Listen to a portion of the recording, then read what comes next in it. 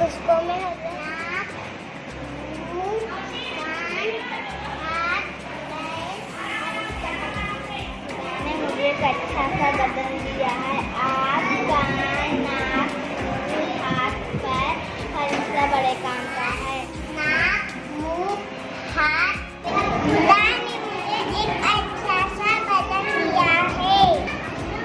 मेरे बदन के कई हिस्से हैं। आँख, कान, नाक, मुंह, हाथ, पैर हर हिस्सा बड़े काम का है। अल्लाह ने मुझे 2 आँखें दिए हैं। मैं अपनी आँखों से हर चीज देखती हूँ। मैं अपनी आँखों को हर वक्त साफ रखती हूँ। अल्लाह ने मुझे 2 कान दिए हैं। मैं अपने कानों से सुनता हूँ, चोरी छुपे दूसरों की बातें नहीं सुनता।